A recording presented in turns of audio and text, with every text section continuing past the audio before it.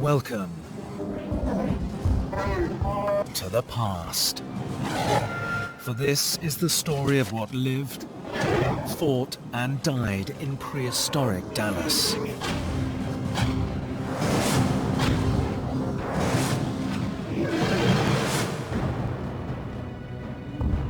The American plains of Texas are rugged, but towering over them are the twin cities of Dallas and Fort Worth. Known as the Metroplex, it's the third largest metropolitan area in the United States.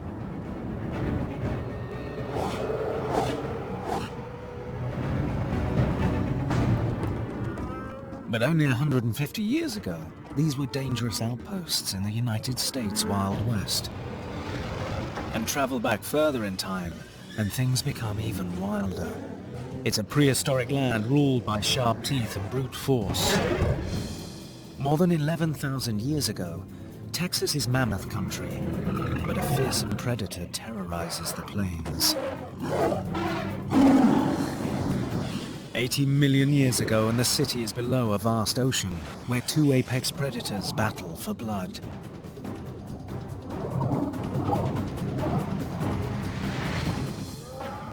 Even earlier, 113 million years ago, dinosaurs dominate the land as a meat-eating machine hunts the largest plant eater on Earth.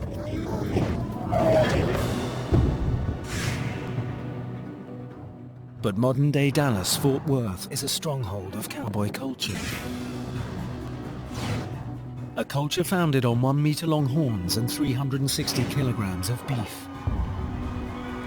The Texas Longhorn, a creature that evolved from cattle the Spaniards introduced 500 years ago. But travel back 11,000 years ago.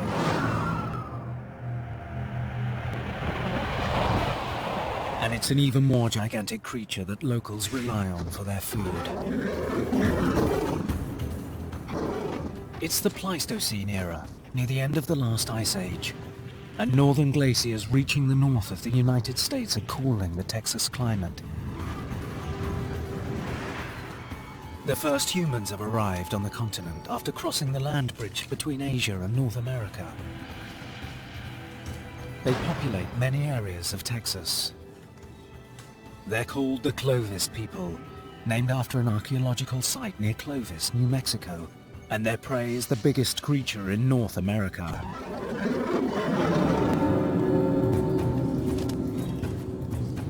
The Clovis culture is electrifying because these people hunted mammoths. With a little bit of practice, you can put that point right between the ribs of a modern elephant and penetrate the body cavity. And in one shot, you can kill an elephant. And the Clovis people of about 11,000 years ago were doing that all over Texas.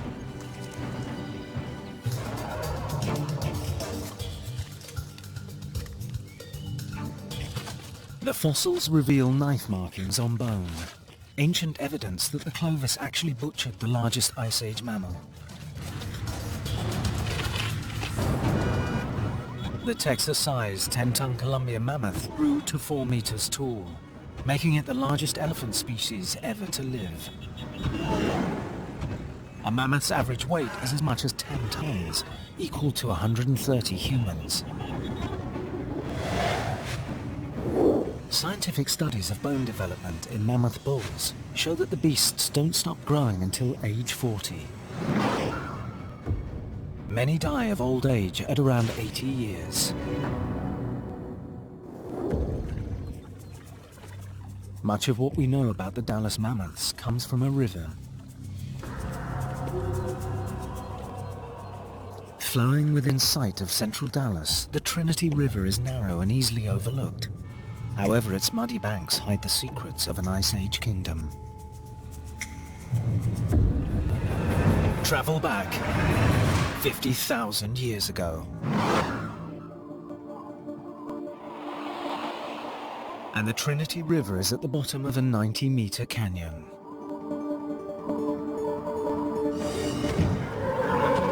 Here, floodwaters carry massive amounts of sediment into Dallas from as far north as the Rocky Mountains. We're northwest of downtown Dallas on the Trinity River floodplain. And the Trinity River is very important for the history of Dallas because over the last 50,000 years, the action of water coming down the Trinity and the depositing of sediments has created a fabulous fossil record for the Ice Age for Dallas. This process actually entraps vertebrate fossils and keeps them in a series of layers that we call terraces. And these terraces actually indicate periods of time where the river flow was higher or lower. 130 kilometers south of Dallas's Trinity River is another ancient waterway and the site of a mammoth apocalypse. The Waco site has the largest known concentration of mammoths dying in the same event. The remains of at least 19 Columbian mammoths are preserved in ancient rock. Travel back 65,000 years ago.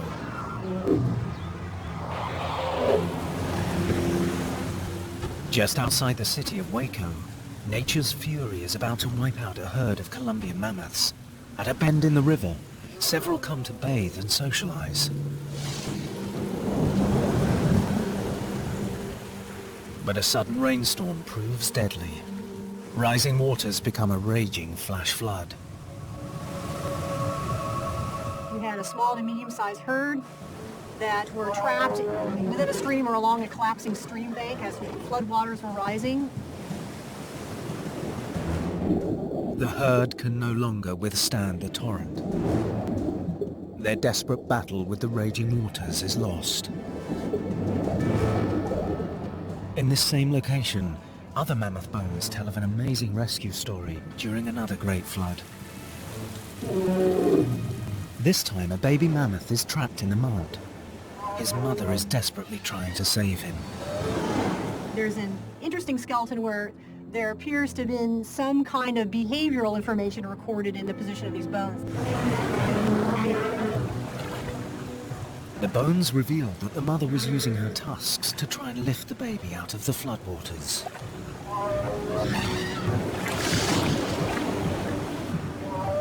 The mother mammoth loses the tug of war with the raging waters. The rescue fails. Both creatures die. For young mammoths in Ice Age Dallas, the end is never far away. Sometimes that end comes in one ferocious attack.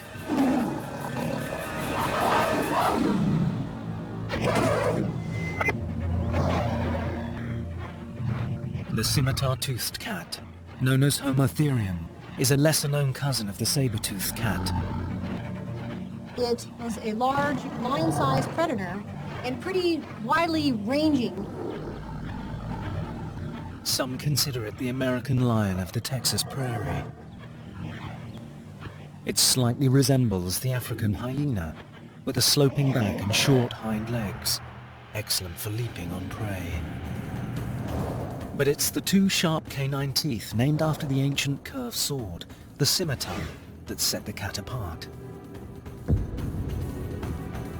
So the upper canines of Homotherium have these fine serrations, especially along the back end. And these fine serrations act like the serrations on a steak knife. It can cut through tissue. The two canines perform the kill, and the first incisor teeth do the skinning.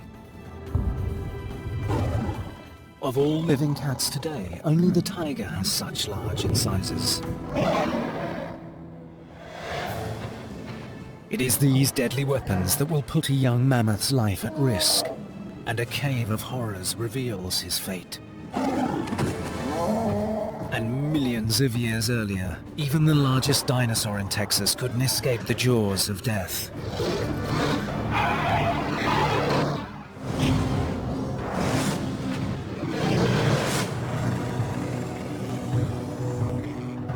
Halfway between Dallas and Fort Worth is the Trinity River floodplain, home of the American football team, the Dallas Cowboys. But travel back 100,000 years ago.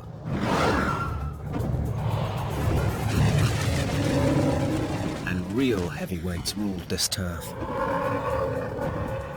In the heart of Texas, the Trinity River mammoths dominate prehistoric Dallas. 11,000 years ago, long before the Clovis people arrived to hunt them, there is another, more terrifying threat. And finding fresh meat is its one true purpose.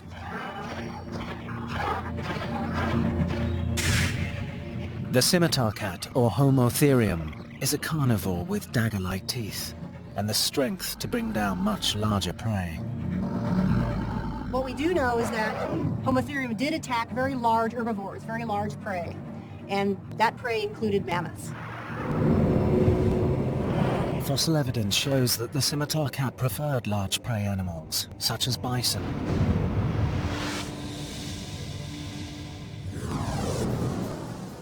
But one Texas cave showed they sometimes looked for an even bigger meal. When Friesenhahn Cave was discovered in the 1960s, it was called the richest Ice Age fossil bed in North America, second only to the La Brea tar pits in Los Angeles. The fossilized bones of more than 24 Homo therium cats, including young, covered the cave floor. But there were bones of other creatures found in the cave. Bones that proved the cats were massacring mammoths.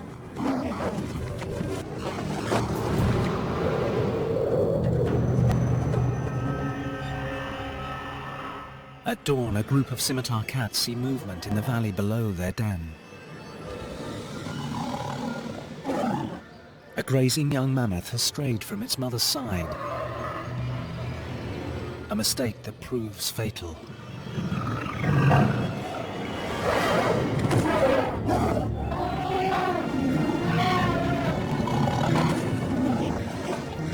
Fearing the wrath of a grieving mother, the cats quickly drag the carcass back to the cave.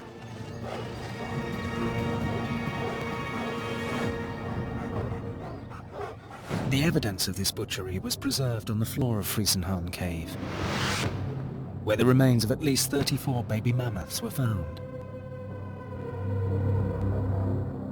These bones have evidence of tooth marks, and this really supports the notion that these cats were actually killing young mammoths, dismembering them somewhere near this cave site, and then bringing in large parts of those young mammoths into the cave to continue to strip the meat from the bones.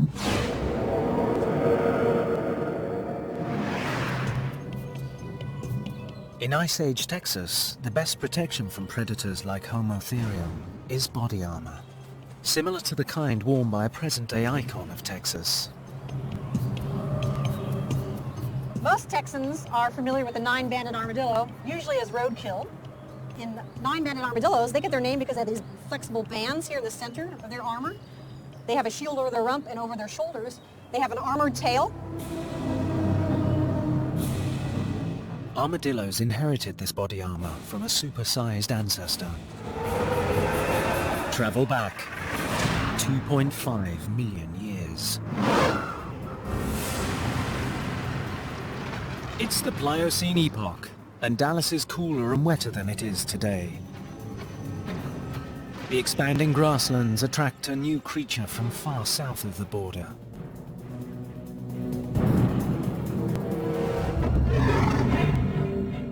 At the beginning of the Ice Age, we are invaded. We're invaded by exotic monsters that evolved in South America. Glyptodonts arrive in Texas by traveling over the recently formed Isthmus of Panama, more than 3,200 kilometers to the south. These monsters can reach the size of a Volkswagen Beetle. As vegetarians, they present no danger to other animals. But they're an irresistible target for carnivores looking for a kill. This is part of the shell from a glyptodont, and this part of the shell is from the back edge of this bony skeleton. It's essentially a suit of armor for this animal. The bony cap protects the skull from a direct attack. Despite the scimitar cat's best shot, his razor-sharp canines are no use against the armored creatures of ancient Dallas. These animals were very slow-moving, and so they depended on this armor to protect themselves from large predators.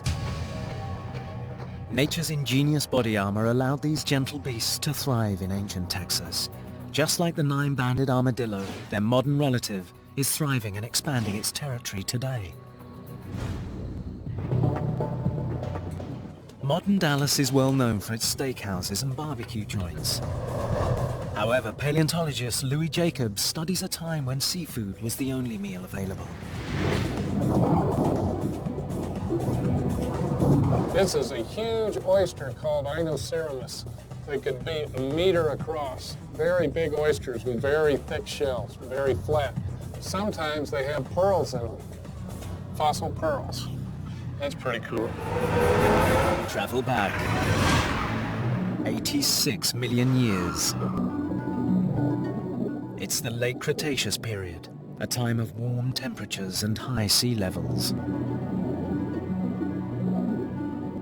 Dallas is a vast, shallow ocean.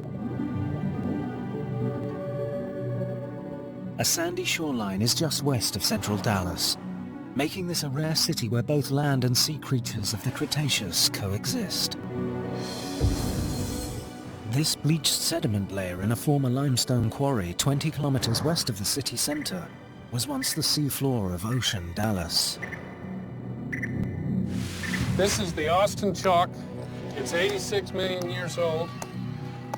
It's formed by plankton, little minute organisms that live on the surface of the ocean, then die and filter down to the bottom. There was no mud and silt here washed in from the land. That means that we were in clean, deep water. This represents the bottom of the sea when the sea was at its deepest in this area.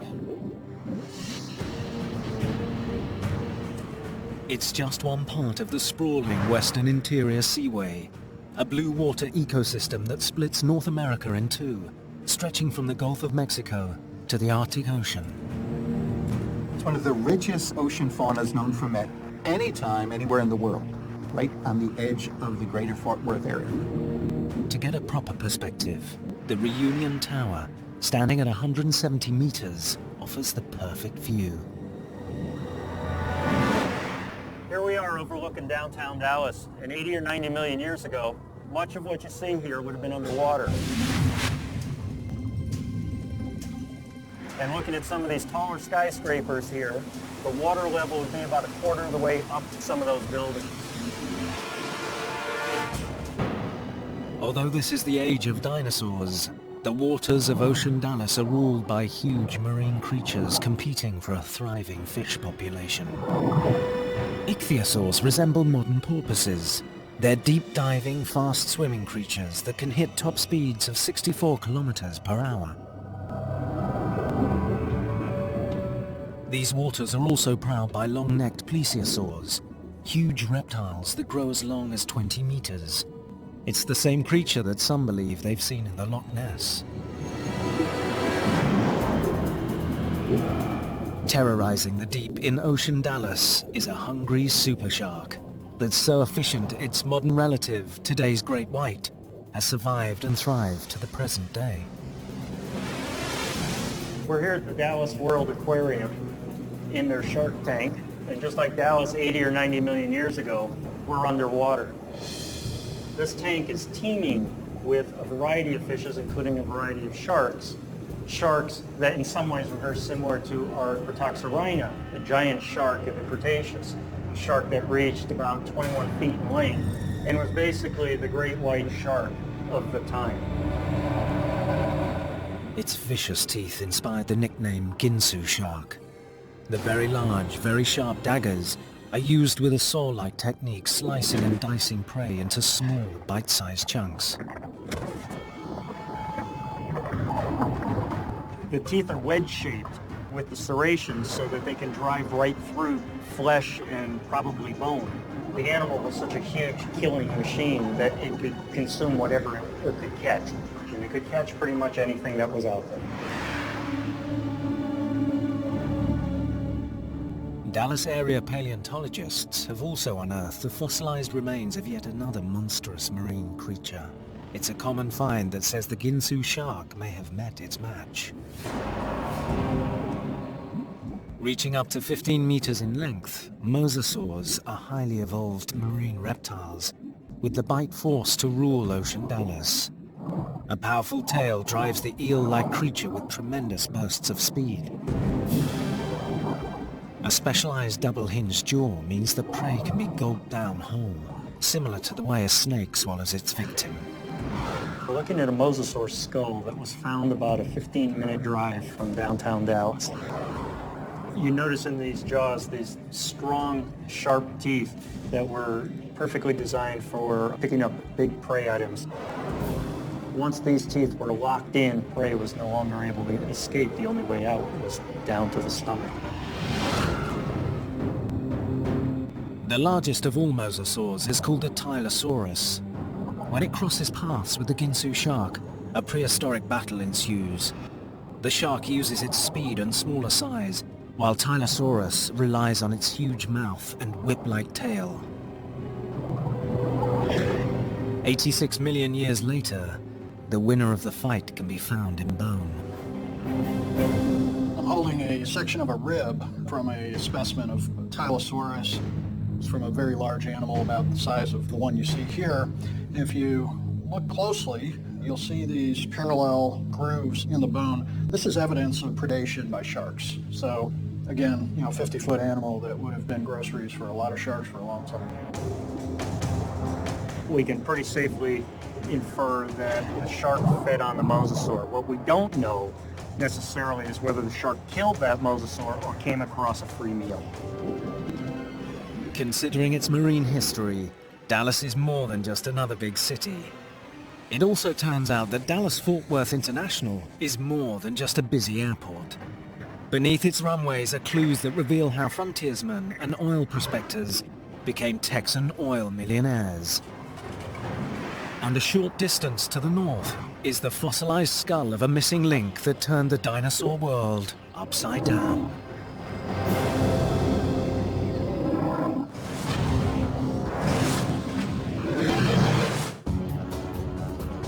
It's only fitting that one of America's biggest airports is found in Texas. The Dallas-Fort Worth Airport covers nearly 80 square kilometers, which is the size of Hong Kong Island. But travel back 92 million years ago. Dallas-Fort Worth Airport is submerged beneath the Western Interior Seaway. It's the mid-Cretaceous period, a time of rising sea levels and greenhouse temperatures. Amazing prehistoric creatures glide through the waters.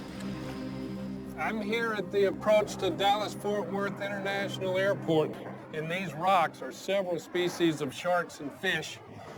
The teeth are concentrated here, so I can search for them and pick them up off the surface. The sediments were deposited in shallow water because they have these ripple marks that show the movement of the water. Among all the aquatic fossils found in Dallas, there is one that rewrote the history of animal evolution. In 1989, amateur fossil hunter Van Turner spotted the bones of a small reptile at a South Dallas construction site. It's such an important find that scientists call this creature Dallosaurus, honoring the city where it was found. Its bones prove how the mighty mosasaur, Tylosaurus, the apex predator of Ocean Dalles, began its evolution. About a meter long, Dallosaurus is shark bait, but this small creature represents an evolutionary U-turn. Many people think of animal evolution as a one-way street, leading out of the sea onto the land. Dallosaurus actually left the land and evolved into a sea creature, the mosasaur.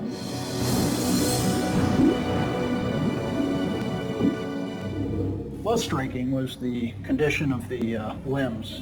Dallosaurus retained a very primitive limb configuration, much like you would see in a terrestrial lizard. It probably retained a swimming behavior very similar to what you see in modern lizards. So there are a number of lizards that do take to the water to hunt. The modern-day Komodo dragon is a relative of Dallosaurus. Its limbs are in use while swimming, a perfect snapshot of how Dallosaurus moves through the water and at one time was able to walk on land. The discovery of Dallosaurus verifies that mosasaurs evolved from land-dwelling lizards. As the climate changed and sea levels rose, they left the land and evolved into fully aquatic creatures at the top of the food chain. Ancient proof that everything keeps getting bigger in Texas. Travel back 96 million years ago. Millions of years before the spreading of the seafloor caused Ocean Dalles to expand, the beach was right here in the northwest suburbs. Just 40 kilometers from central Dallas. We're out here at Lake Grapevine, which is a reservoir that provides drinking water for Dallas.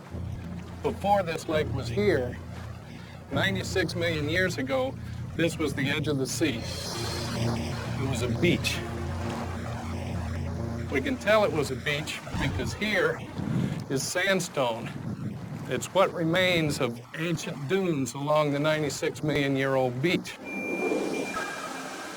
And along the edge of the ancient stream, you see 96 million year old remnants of fiddler crab burrows where the fiddler crabs lived. Beneath these burrows is a layer of rock that helped many Dallas residents strike it rich in the 20th century. It's where oil comes from.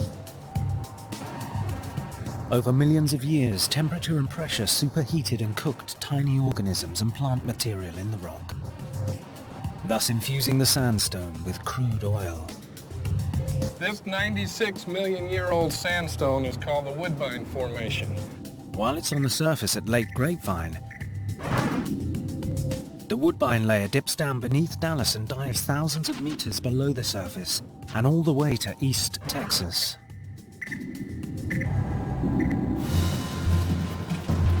This vast supply became the East Texas oil field, one of the world's richest oil beds, first drilled in 1930. When it was found, it was the largest oil field ever found. It basically 15 miles east-west, 40 miles north-south. Anywhere you drilled in there, you got oil.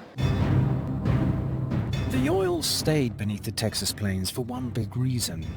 Beginning 100 million years ago, the sea level rose and then deposited sediment. This formed the Austin Chalk layer atop the oil-rich Woodbine Formation. The chalk, a kind of limestone, formed a hard cap and sealed in the huge petroleum reserves for millions of years. But before the oil men came to town, it was cowboys who dominated. Today, these longhorn drives are mostly for show, celebrating the days when cowboys tamed this wild cattle breed. But millions of years ago, the creatures living here were anything but tame. Travel back 98 million years ago. Landlocked Fort Worth is a beach city, resembling the US Mississippi Delta region of today. Along this swampy coast, a mysterious Texas creature is grazing in the dense vegetation. It's 6 meters tall with a downturned snout. In 1994, an amateur fossil hunter, Gary Bird, unearthed the skull of one of these beasts near ancient beach dunes at Grapevine Lake, which is 50 kilometers from Dallas. Its strange teeth didn't match any other fossils that had ever been found. They were far more evolved and better equipped to chew the tough vegetation than any known herbivore of the time. It appears to be a hadrosaur, the famous duck-billed dinosaur, the most abundant dinosaur species in ancient Texas. But it's millions of years before hadrosaurs will walk the earth. The discovery rocked the world of paleontology. Bird had uncovered a completely new kind of dinosaur. Scientists called it proto-hadros, meaning beginning hadrosaur. If you want to prove that evolution has happened, you want incontrovertible fossil proof. Can we do that for dinosaurs? Yeah, thanks to the proto-hadrosaur found near Dallas. It appears to be the evolutionary missing link between the hadrosaurs and a much older plant eater with a smaller bite. much earlier, 50 million years earlier, we have iguanodons. More primitive teeth, way more primitive. In the middle has to be a missing dinosaur link. In Dalles area, they found that link, the protohadrosaur, an animal changing its teeth and its body to become more efficient at processing tough plant food. Using hundreds of teeth embedded in the cheeks to strip and grind tough vegetation gives Protohadros the nickname lawnmower of the Cretaceous period. But this plant eater wasn't the first dinosaur to graze in prehistoric Texas. Travel back 113 million years ago.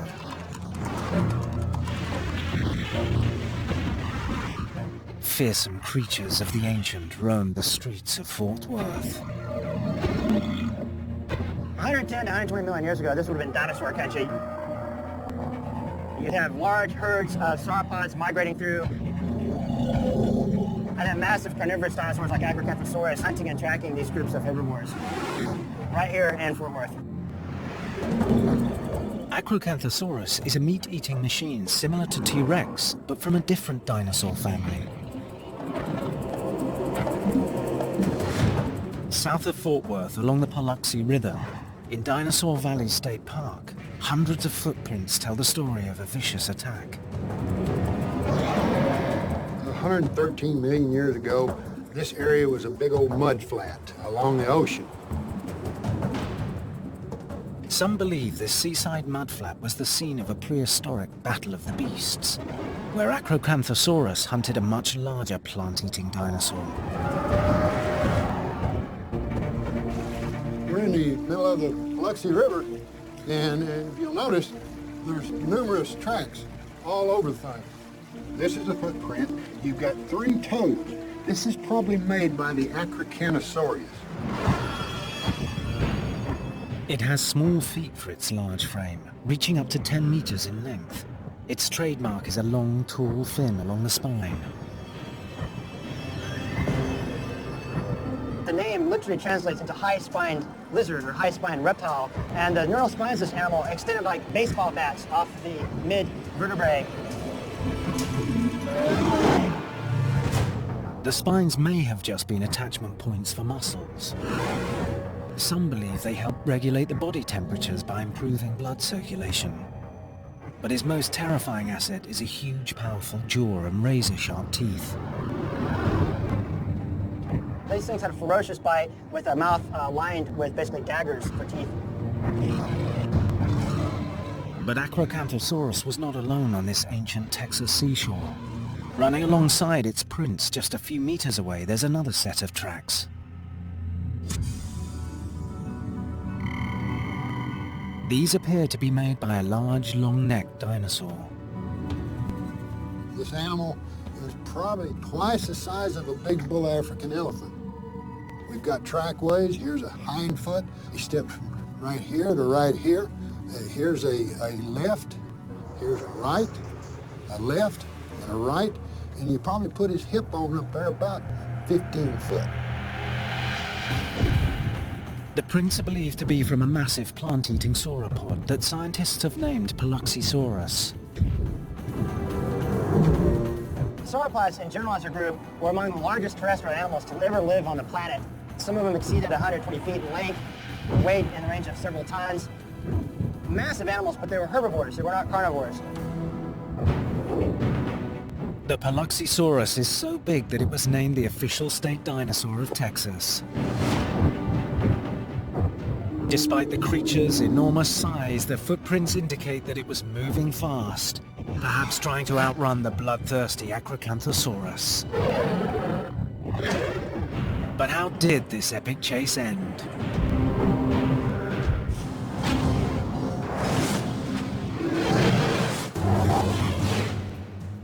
South of Fort Worth, Texas, the Paluxy River in Dinosaur Valley State Park is the scene of a vicious attack.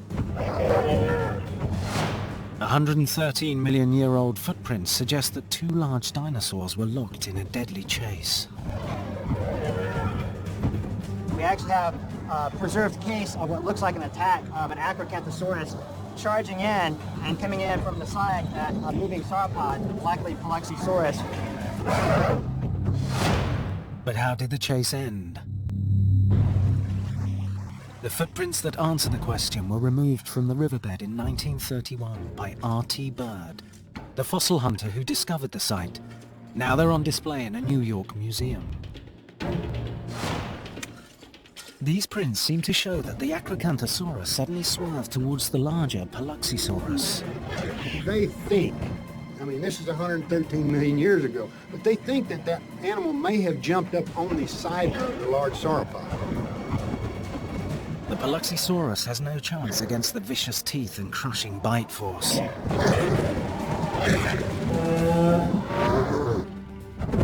His prey immobilized, the Acrocanthosaurus will now have enough meat to satisfy his enormous appetite for weeks. These massive monsters of the Paluxy River highlight Texas's supersized reputation. But it's a class of ancient microscopic creatures that is making Dalles an energy-producing heavyweight. Travel back 325 million years ago. Texas is deep underwater. It's rotated 90 degrees and is part of the minor subcontinent, Euramerica. Formed when South America collided with North America. This rock formed 325 million years ago, and at that time, the land that we're standing on today was actually south of the equator.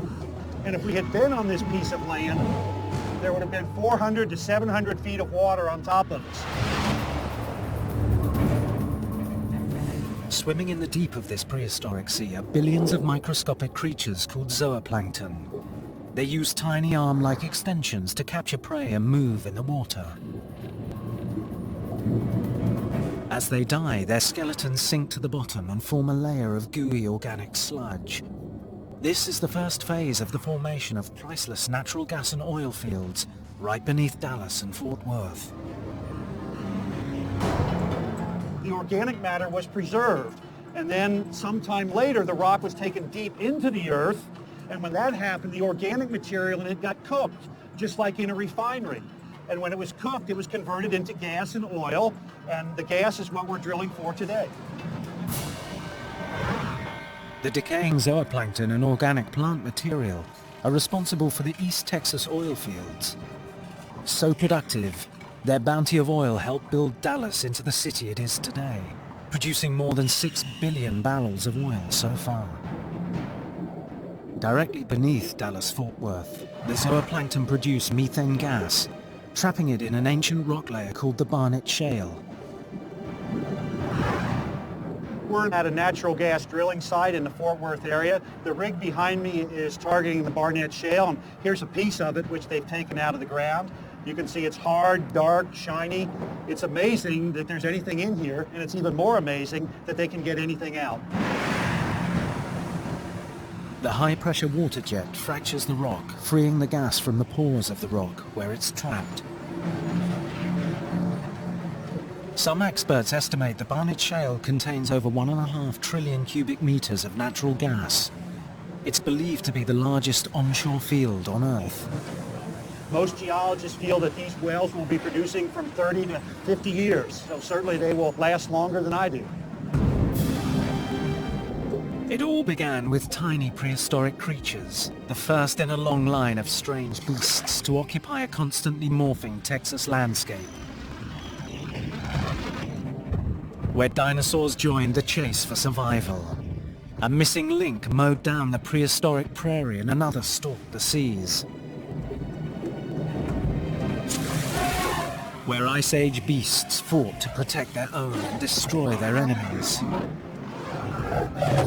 And early man gave way to the modern metroplex. In today's Texas, they say everything is bigger. But it was always this way in every era, in this place called Prehistoric Dalles.